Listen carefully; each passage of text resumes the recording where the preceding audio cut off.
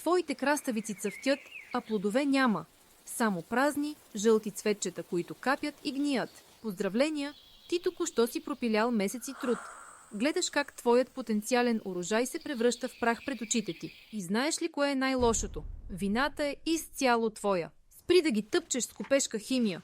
Спри да слушаш бабините съвети за мляко и йод. Всички тези чудодейни торове от магазина са пълен буклук. Те са направени да ти вземат парите, а не да ти дадат реколта.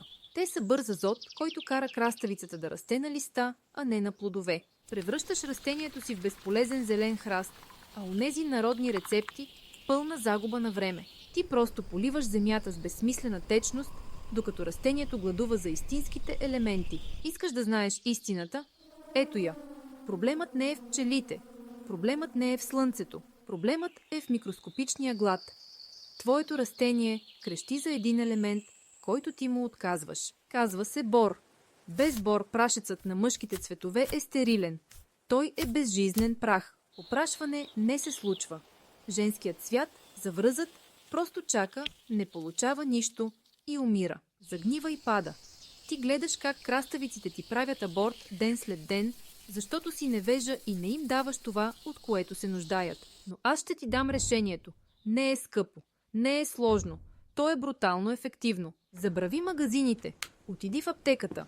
Купи си борна киселина. Струва стотинки. Това е оръжието, което ще накара краставиците ти да раждат като луди. Слушай внимателно. Вземи 10 литра топла, утаена вода. Не студена от чешмата. Топла. В чаша гореща вода разтвори половин чайна лъжичка борна киселина. Не повече, не по-малко. Половин. Разбъркай докато кристалите изчезнат напълно. Изсипи този концентрат в 10 литра вода. Разбъркай отново. Сега имаш еликсир за плодородие. Вземи пръскачката. Напръскай всичко. Листата, отгоре и отдолу. Цветовете, стъблата. Направи го рано сутрин или късно вечер, когато няма слънце, което да изгори листата. Това е едно пръскане. След това пръскане ще видиш как всеки проклет женски цвят се превръща в хрупкава, сочна краставица. Пустоцветът ще изчезне. Завинаги. Ще береш кофи, а не единични бройки. Съседите ще те гледат със завист и ще се чудят каква магия правиш. А ти ще знаеш. Това не е магия.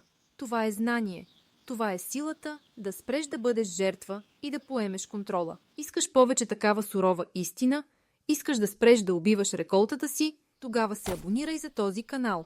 Натисни камбаната, защото тук не си играем на градинари. Тук отглеждаме реколта